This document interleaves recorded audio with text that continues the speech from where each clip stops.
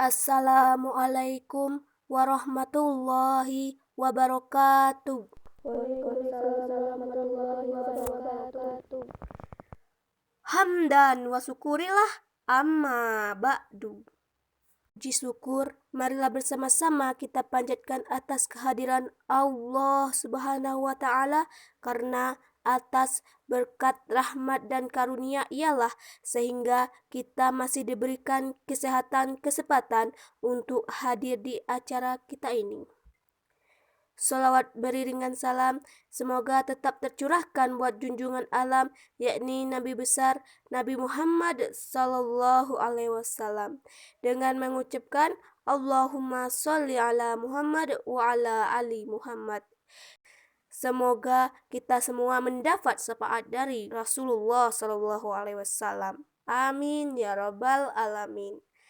Yang terhormat Bapak Kepala Sekolah SMA Negeri 3 Sungai Penuh yang saya hormati, Bapak Ibu Majelis Guru yang mudah-mudahan selalu dalam lindungan Allah Subhanahu wa Ta'ala, dan yang saya banggakan, yang saya sayangi, kakak-kakak, adik-adik senasib seperjuangan yang mudah-mudahan dimudahkan dalam meraih cita-cita, dan mudah-mudahan Allah ridho terhadap usaha yang kita lakukan. Amin ya rabbal alamin. Baiklah, pada kesempatan kali ini saya akan menyampaikan sebuah kutum yang berjudul Ikhlas dalam Sholat. Teman-teman yang saya hormati, sholat adalah doa atau perkara menyembah Allah, mengagungkan Allah yang erat hubungannya dengan iman seseorang. Sholat merupakan tiang agama Islam. Mengapa demikian? Karena agama ini diibaratkan sebagai sebuah bangunan, manakala umatnya tidak menegakkan sholat, pada titik itulah agama akan mengalami kerapuhan.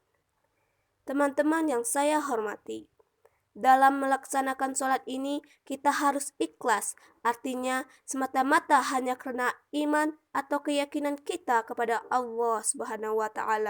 Dengan kata lain, sholatnya hanya untuk mendapatkan ridho dari Allah Subhanahu wa Ta'ala dan bukan puja-puji atau kedudukan mulia di mata sesama manusia.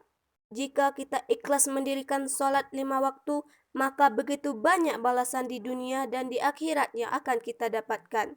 Seperti contohnya, sholat mampu menyinari wajah, sholat adalah upaya pengistirahatan badan, sholat mampu mendatangkan rahmat dari Allah Subhanahu wa Ta'ala, memberatkan timbangan amal, penghapus dosa. Sholat juga mampu menyinari hati, memberikan kedamaian dan ketenangan di dalam menjalani hari. Firman Allah di dalam Al-Quran surat ke-89 bagian kiri posisi paling atas barisan nomor 3 yang berbunyi, A'udzu billahi minasyaitonir rajim. Bismillahirrahmanirrahim. Ya ayyatuhan nafsul mutmainnah, irji'i ila rabbiki radiyatim mardiyah, fadkhuli fi ibadi wadkhuli jannati. Artinya, wahai jiwa yang tenang, kembalilah kepada Tuhanmu dengan ridho dan diridhoi. Lalu masuklah ke dalam golongan hamba-hambaku dan masuklah ke dalam surgaku. Surah Al-Fat ayat 27-30. Masya Allah. Semoga kita termasuk orang-orang yang mendapatkan kalimat tersebut. Amin ya rabbal alamin. Namun ada juga orang-orang yang sholatnya bukan karena Allah Subhanahu wa Ta'ala, melainkan dia melaksanakan sholat hanya ketika dipaksa guru, ketika mengalami musibah, atau ketika ada kemauannya. Bahkan kadang-kadang ada juga orang yang sholat hanya di depan orang saja, karena dia ingin dipuji, termasuk dalam riya. Dikatakan ahli ibadah, termasuk dalam sombong. Nah, setelah dipuji orang sehingga dia merasa paling baik daripada orang lain, inilah jalan menuju ujub. Ria, sombong, ujub, semuanya bisa membakar habis amal, bahkan tidak bernilai di hadapan Allah Subhanahu wa Ta'ala. Kalau nggak ada orang lain, ya dia nggak sholat. Alasannya lebih kurang begini: subuh kesiangan, zuhur kerepotan, asar perjalanan, maghrib kecapean, isya ketiduran. Astagfirullahalazim. Padahal sholat itu kalau kita kerjakan palingan 5-10 menit selesai. Kalau kita kerja seharian dari jam 8 sampai jam 4 sore, minimal 8 jam. 8 jam kalau kita menitkan, hasilnya 480 menit.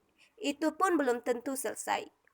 Tapi begitu banyak orang-orang yang meninggalkan sholat karena kerja, sehingga menyepelekan waktu yang sangat berharga ini. Waktu yang 10 menit inilah yang nantinya akan menentukan kita kelak susah atau bahagia, neraka atau surgakah tempat kita. Itu semua tergantung usaha kita. Kalau sholatnya bolong-bolong, ya tinggal dilemparkan ke dalam neraka. Nah, di sanalah rasa penyesalan itu ada. Rabbana, wahai Tuhan kami, absorna, mata kami sudah melihat azab. Wasami'na, telinga kami sudah mendengar suara tangisan, teriakan pedihnya di dalam neraka. Farji'na, kembalikan kami lagi ke dunia. Na'mal solihah, kami ingin beramal soleh.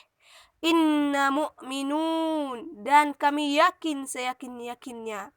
Tapi saat itu penyesalan tidak lagi berguna, karena dunia tidak mungkin lagi utuh semula, juga telah menjadi sunnatullah yang lampau takkan kembali lagi. Teman-teman di sini, apakah mau pahala sholat yang sudah kita kerjakan hangus, bahkan tidak bernilai di hadapan Allah Subhanahu wa Ta'ala? Tidak. Nah, maka dari itu, marilah kita meningkatkan rasa ikhlas kita, meningkatkan iman kita kepada Allah Subhanahu wa Ta'ala, karena perkara ikhlas ini hanya kita dan Allah lah yang mengetahui. Saya rasa ini saja yang dapat saya sampaikan. Semoga apa-apa yang kita dengarkan bisa kita amalkan, terutama untuk saya sendiri. Wassalamualaikum warahmatullahi wabarakatuh.